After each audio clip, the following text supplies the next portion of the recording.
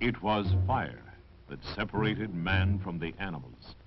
Fire that gave him warmth to overcome the cold. Light to pierce the darkness. And in 1969, it was the controlled use of fire that enabled man to make his first landing on the moon. And it was fire that civilized man. For fire not only made food more tasteful and plant life digestible, but far more important, smoked and preserved it. Now man no longer had to gorge himself as soon as he made a fresh kill. Now he could sustain himself between kills.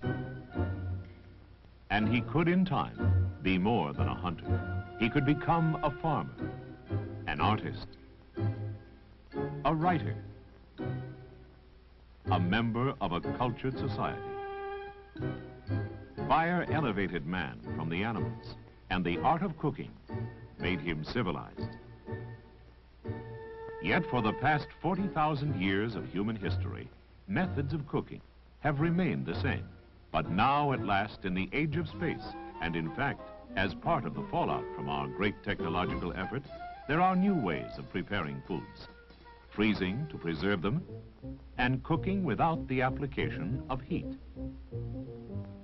To see how primitive man prepared his food, we need only travel to the jungles of New Guinea, where the Stone Age still survives. Here, the simplest way of preparing food is to take a fresh kill and dump it in the fire. But by far the best method of primitive cooking is to dig a pit, line it with greenery, and fill it with raw meat and plenty of hot stones. This is the same method as in the New England clam bake, the Western barbecue, and the Hawaiian luau. Finally, the raw meat and hot rocks are sealed with palm fronds and patience, for it will be hours before this banquet will be ready.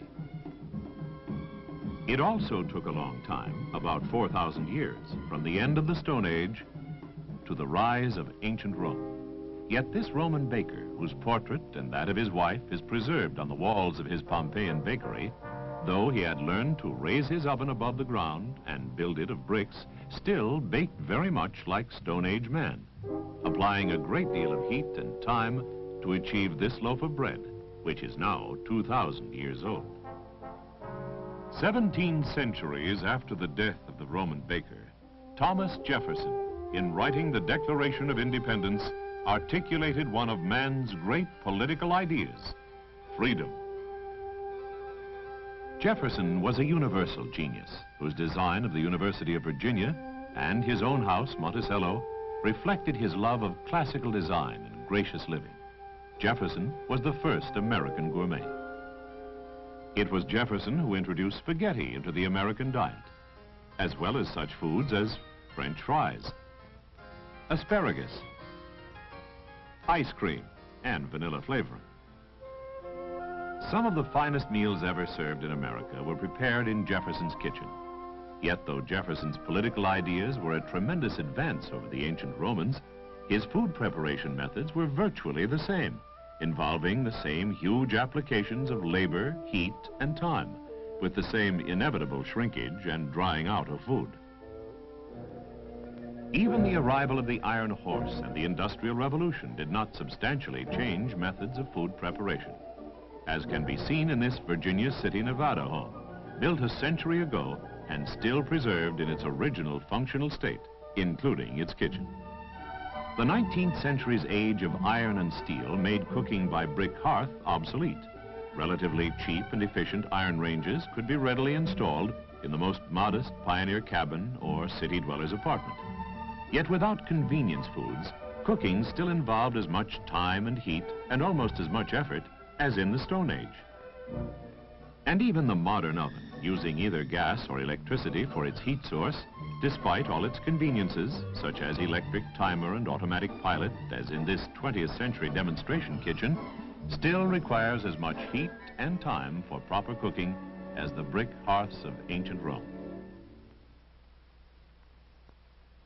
Now, at this history-making moment in which man has first landed on the moon, we are entering a new era in space. And here, at the NASA Manned Spacecraft Center, where the lunar explorers will spend their 21-day isolation period, the NASA Lunar Receiving Laboratory contains not only the most advanced scientific facilities and comfortable living accommodations, but its kitchen, with its reliance on modern frozen foods and microwave and quartz cooking units, is in the forefront of a new era in food preparation. Microwave cooking units, like those in the NASA Lunar Receiving Laboratory and this test kitchen, are indeed revolutionary. Keep your eye on the chocolate cupcake. It rises faster than you can eat it. For a main course, how about a delicacy like lobster tails? Ready in less than a minute, with no shrinkage or shriveling, since there is no furnace-like blast of heat. This is cooking by microwave, cooking without heat. Yet the kitchen of the NASA Manned Spacecraft Center's Lunar Receiving Laboratory, limited in its space and in the time its personnel can devote to preparing meals, is designed primarily for the rapid heating of previously prepared cuisines, particularly frozen foods. The modern miracle of quartz and microwave ovens are here, coupled with the advances made in modern frozen food technology.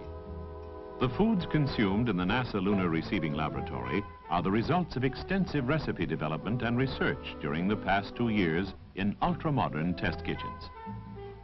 These foods meet or exceed the high standards of quality and purity set by the NASA Manned Spacecraft Center and have been selected for taste appeal by both astronauts and panels of food experts. In short, for those like the astronauts in the Lunar Receiving Laboratory who must have quality food prepared at maximum speed, there is now the perfect marriage, as in this demonstration kitchen, between the freezer and the microwave and quartz ovens. Such frozen foods as soups, vegetables, and these escalloped apples, piping hot and ready to serve in a few seconds. Delicious entrees like lobster Newburg, quickly heated to perfection. And desserts frozen solid, like Swiss chocolate cake, thawed and ready to eat in 5 seconds.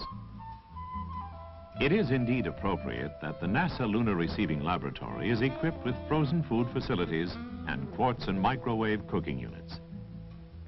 Microwave cooking especially is part of the technological fallout, particularly in the field of radar from the past 2 decades of research and development, which has culminated in 1969's landing on the moon. Developed as the basic power unit for all these radar tracking stations is an electron tube, the magnetron, and it was discovered that this same magnetron could be used as the primary power unit in microwave ovens. The magnetron, in short, is an electron tube which transmits microwaves, which are much like radio and television waves. But a TV station transmits microwaves of a selected frequency in all directions, and any TV set tuned to that station's frequency picks up part of the transmitted energy and processes it into sound and pictures. Inside a microwave oven, the magnetron similarly transmits waves of energy. But since microwaves cannot penetrate metal, they are channeled inside a metal pipe, down into the oven cavity. Since the cavity is also walled by metal, there's no place for the microwaves to go but into the food, whose molecular structure absorbs and converts the energy in the form of heat.